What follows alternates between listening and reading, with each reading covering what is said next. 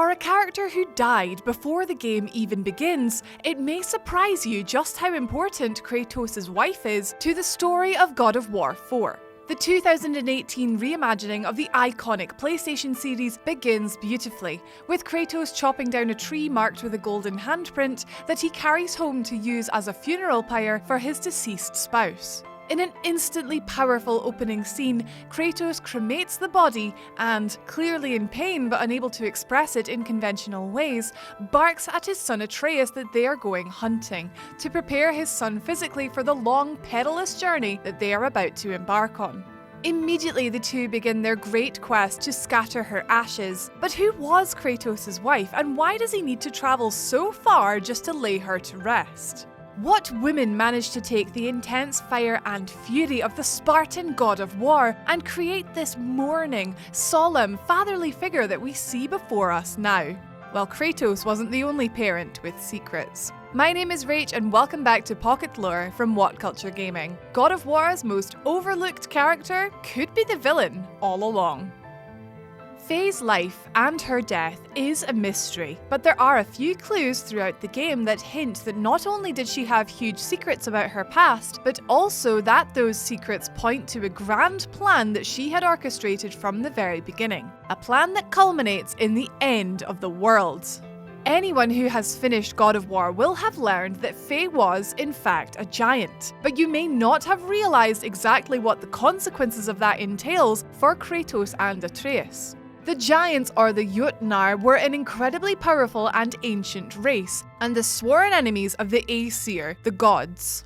According to Mímir, Odin, being a god, was very much interested in the Giants' prophecy about the destruction of the gods, and sought to eliminate them because of it. So how does this connect to Faye's death? We meet an older, much calmer Kratos who has since settled down with a second wife and had a second child. But we have no immediate explanation of how he got here.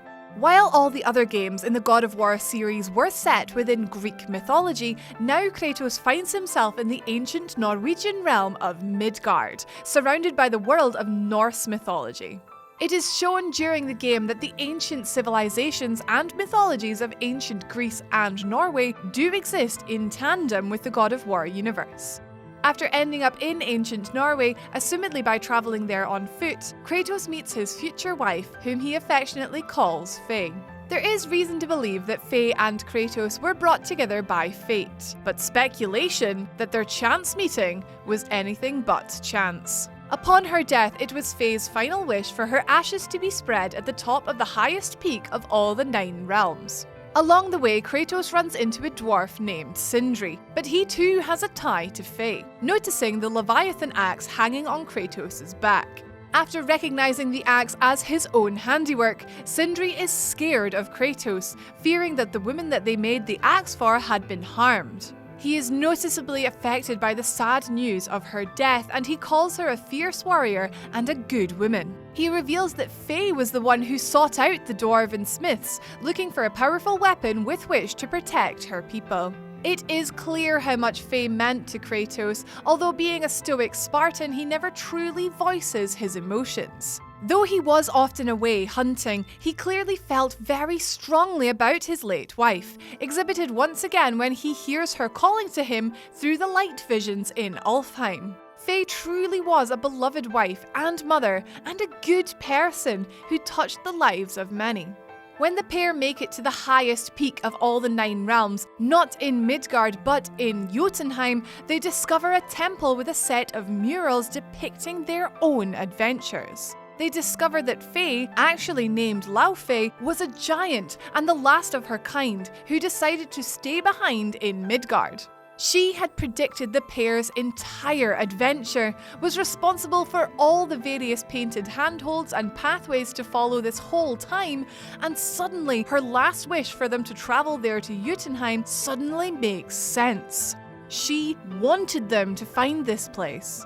Throughout the game, Kratos is berated by the godlike Baldr, and the murals reveal that Baldr was actually after Faye the whole time. being sent by his father Odin to collect her in order to prevent the Fimbulwinter, which in turn signals the coming of Ragnarok. The stone drawings show that Faye had originally wanted to name Atreus as Loki, with Kratos dying as Atreus births a snake. As you do.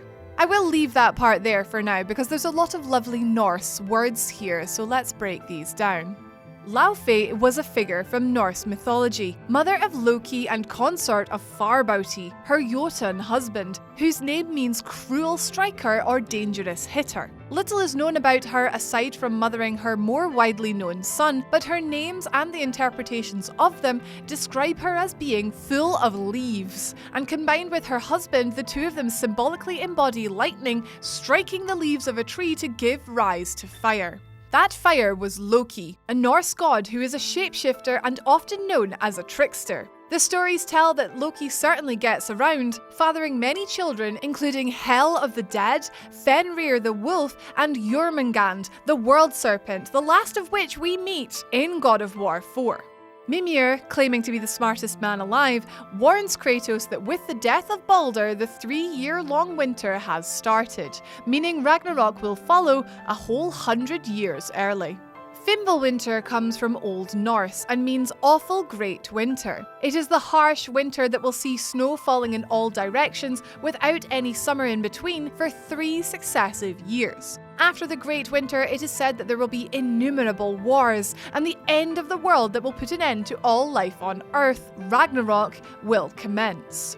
Ragnarok will include a great battle that will lead to the deaths of all the gods, including Odin, Thor, and Loki. Or so the story goes. There will be countless natural disasters and the world will become submerged in water. This was the prophecy that the giants foretold of the twilight of the gods, the prophecy that Odin so desperately wanted to prevent.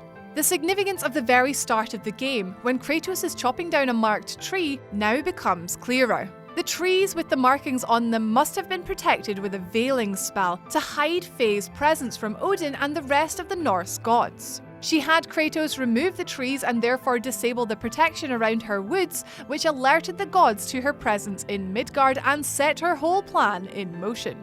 Sure enough, Odin sends his son Baldr to find her, setting off the chain of events that she had long since predicted and inscribed on the Jotunheim temple wall.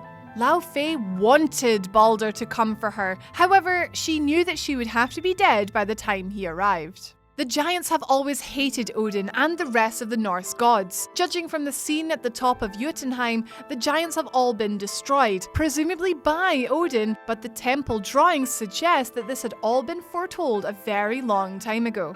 Could all of this be Faye and the other giants' plan from the very beginning? Across the whole game, there's zero mention of the specifics surrounding Faye/Laufey's passing, and the idea of her committing suicide in some fashion ties everything together perfectly. Hers is an act of revenge against a god driven mad by superstition and theories, the need to avenge her people painfully outweighing her love for Kratos. There is good reason to believe that the next God of War will focus on Fimbulwinter and Ragnarok, with Kratos and Loki caught in the middle, and all of it foretold by Faye.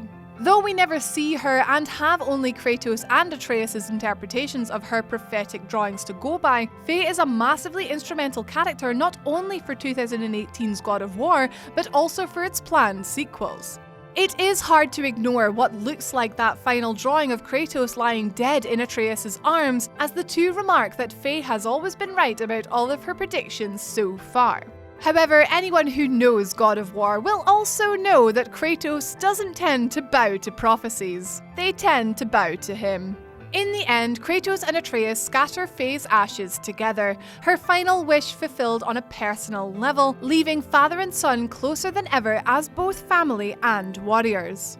Faye's ashes drift across the land over a sea of giant corpses, and in death she is finally returned to her people. Whatever her reasons were for concealing her true Jotun nature, she clearly wanted her husband and son to find out about it, once she was gone. We still don't know how she died officially, but judging from the murals on the wall, everything, down to her death, was part of a much bigger plot to accelerate the coming of Ragnarok. Perhaps her marriage to Kratos and the birth of her son, teaching her son archery and ancient languages and setting them on their path was all orchestrated purely for this purpose. Her plan mapped out down to the tiniest detail, and she was even willing to sacrifice her own life to set it all in motion. The journey to Jotunheim gave her husband and son the strength they needed to defeat one of the Norse gods' strongest weapons, Baldr, and that fired the flare for the apocalypse. God of War director Cory Barlog has described Faye as an incredibly powerful and almost omnipresent character. He confirms the reveal that the gold handprints on the trees that Kratos cuts across the forests, over mountains and across lakes, all guiding Kratos and Atreus on their journey, were all put there by Faye, who was guiding them every step of the way. Whether her intentions were familial or for wider, potentially nefarious reasons though, it's undeniable that she knew exactly what she was doing. Perhaps Faye truly did love Kratos, but it seems that her motives for choosing him as a partner were perhaps clouded by a secret plot. In a spectacular show of self-sacrifice, Faye has devised the ultimate plan to destroy the Norse gods once and for all, with Ragnarok, perhaps. In the end, what we do learn for sure is just how much she meant to those who loved her, and whatever her reasons were for keeping her secrets, we can only hope to learn more in God of War 5. I truly believe that we haven't seen the last of Laufey the Giantess. And that, I'm very sorry to say, is what I believe that Faye was up to. What do you guys think? Please feel free to contradict in the comments below. I'm open to all this lovely discussion. Once again, my name has been Rach. You can follow me on Twitter if you like at Don'tRachQuit. Thank you so much for watching, guys. Have an awesome day.